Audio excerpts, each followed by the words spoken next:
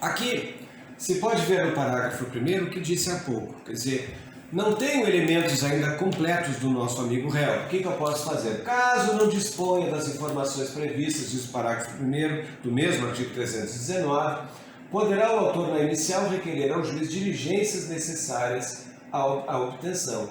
Parágrafo 2º. A petição inicial não será indeferida se, a despeito da falta de informações a que se refere o inciso 3º, for possível a citação do réu. Pronto, está aí. Eu não preciso ter vedado meu acesso ao judiciário porque eu não tenho informações do réu. Parágrafo 3º. A inicial não será indeferida pelo não atendimento ao disposto no inciso 2º deste artigo, se a obtenção de tais informações tornar impossível ou excessivamente oneroso o acesso à justiça. Também é a mesma coisa, então quer dizer, eu vou ter que gastar muito dinheiro para descobrir o paradeiro da pessoa. Não, entro em juízo e peço ao juiz que adote diligências tais como oficiamento à CE, oficiamento ao DEMAI, enfim, a companhias de telefonia celular, o que for. E aí, evidentemente, que numa dessas condições de acerto, quem sabe com muita sorte, se consiga, então, esses elementos que são de referência da pessoa que deve ser chamada a responder como ré o processo. Voltando lá.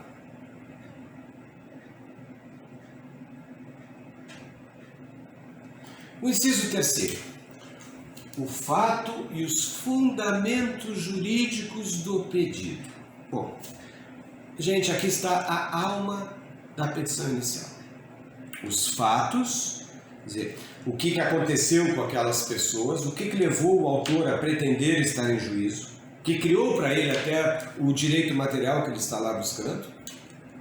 Então são os fatos.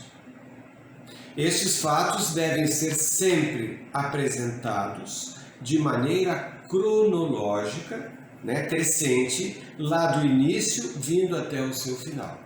O que não pode fazer o advogado é embaralhar esses dados cronológicos, porque deixa o juiz ou quem quer que leia a petição numa situação até de aflição, porque não sabe o que aconteceu. Então, faça primeiro um rascunho sobre essa cronologia, apresentada de maneira que seja compreendida. Os fundamentos jurídicos. Então, além dos fatos bem apresentados, eu vou apresentar a base jurídica. O que é fundamento jurídico? Que vão me levar ao pedido. Ora, a lei, em primeiro lugar, a jurisprudência, a doutrina, o que eu tiver de princípios gerais para utilizar, analogia, se for o caso, usos e costumes, se eu não tiver o direito escrito.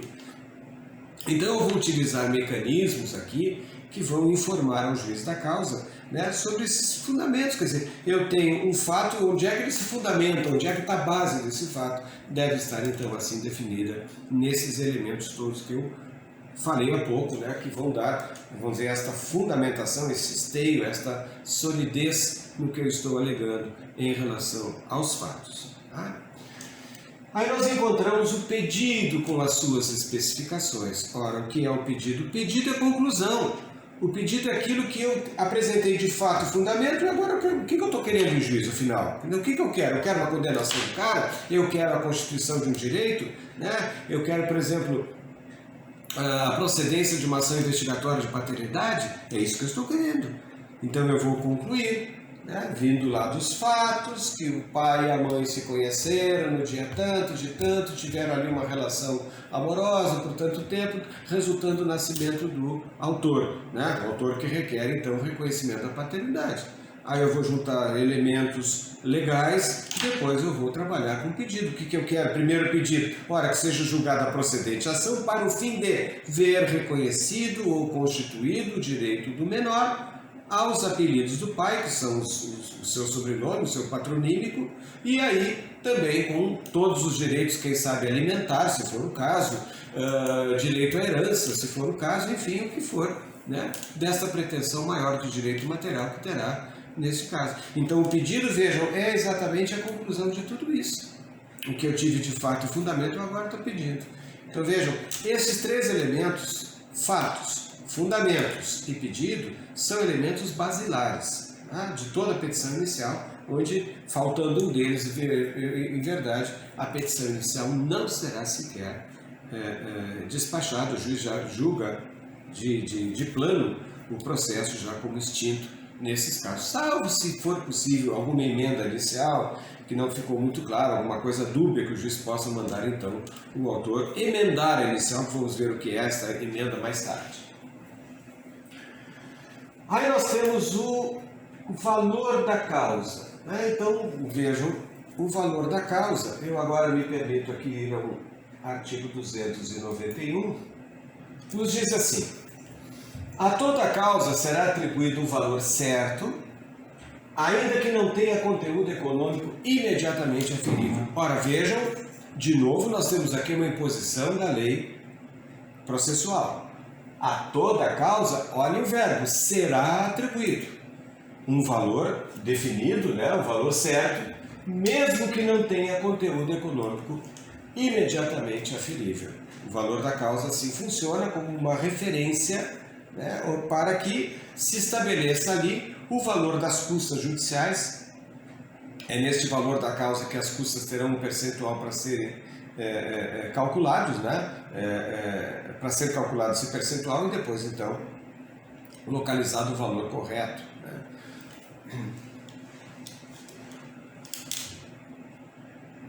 Então assim, se eu tenho uma pretensão de 40 mil reais num abalo moral, esse é o valor da causa que eu vou dar, né? Se o prejuízo que eu sofri em determinado procedimento odontológico é de 100 mil, 100 mil é o valor.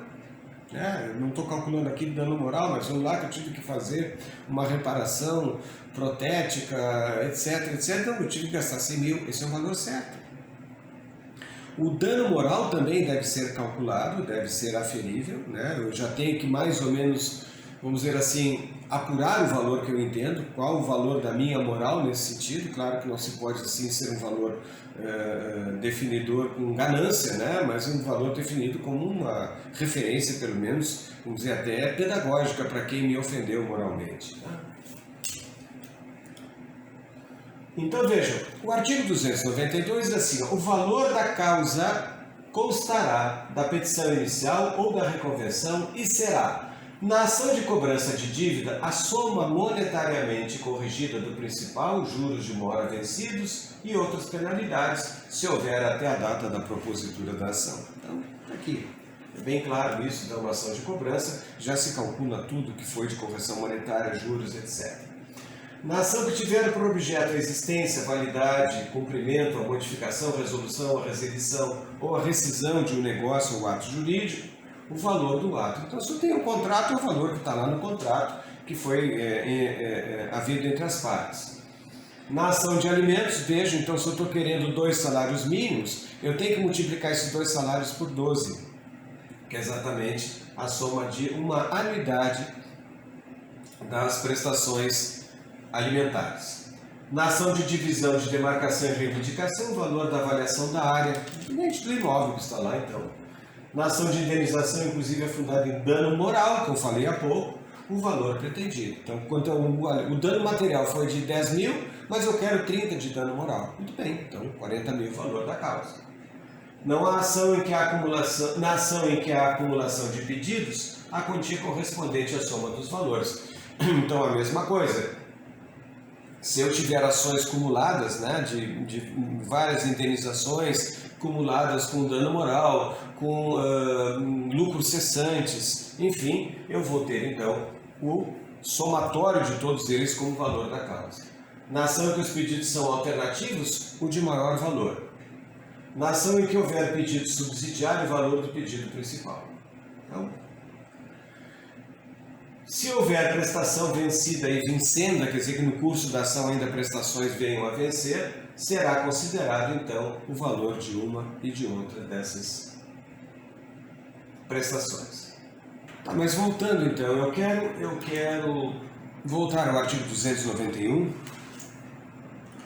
E se porventura eu não tenho um valor mensurável, eu não sei o valor, por exemplo, de uma declaratória, eu não sei o valor de uma constituição de um direito, não tenho referência valorativa alguma, o que eu faço? Eu vou então ao artigo 291 com a certeza de que eu tenho que dar esse valor à causa.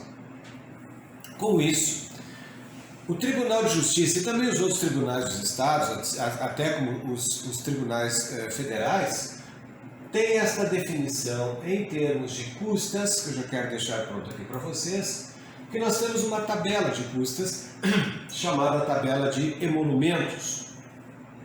O regimento de custas, então, vocês vão ao site do Tribunal de Justiça do Rio Grande do Sul, vocês podem buscar aqui processos e custas processuais.